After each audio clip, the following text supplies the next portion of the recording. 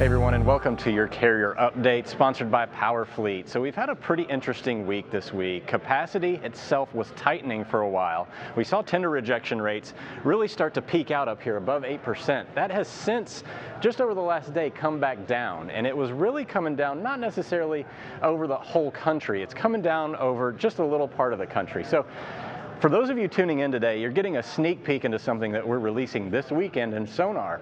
This is the weighted rejection index. So anybody that's been paying attention to the maps that I pull up over the past week or so, I combine tender market share with the weekly change in tender rejection rate. So this map essentially is giving you a quick, easy glance at what are the most important markets throughout the country right now to look at in terms of capacity and destabilization. So anything in red, you're starting to see a lot of stabilization. Tender rejection rates are coming down, but also you're combining that with market size. So any of the smaller markets aren't going to have as much weighting. So Bismarck, North Dakota up here is not necessarily getting a lot of action because it's 0.012% of the overall freight market. Atlanta, however, dark blue, it's a bigger portion of the overall freight market. So any movement in the tender rejection rate there is going to get weighted a lot higher. So anything in dark blue, you pay attention to those areas. That's where you're going to see the most relevant markets to pay attention to, especially from a capacity standpoint.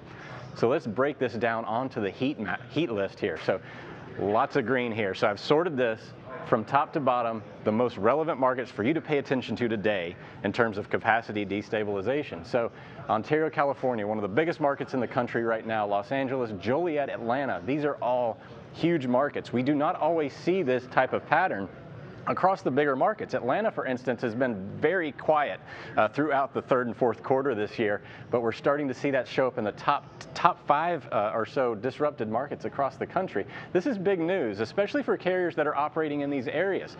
If you're looking to source any freight on the spot market right now, now's a great time to do it. You have a lot of opportunity in some of the bigger markets. Now, don't expect these huge expansions to your margin, but there's going to be a lot more opportunity, especially if you found yourself stranded in one of these bigger areas. And you're going to be able to cover some of that deadhead percentage going into the Atlanta, Joliet, Los Angeles market. Again, a lot of these markets may not necessarily be undersupplied to a super big extent, but we are seeing a directional shift to where they are potentially undersupplied, therefore increasing rate pressure in this market. You can move there with a little bit more confidence than you were last week. So let's break down what's going on in the biggest one right here, Ontario, California. So I've got the OTMS, the outbound tender market share, in the green line here, showing you just how much of a percentage this market is taking up in the overall outbound volume in the rest of the country. 3.474% of overall volume of the United States represented in the Ontario market. That's huge. That's its second biggest market in the country. And then you see this big old peaky mountain right here. 7.62% tender rejection rate. Overall. That's a big jump from under 5%.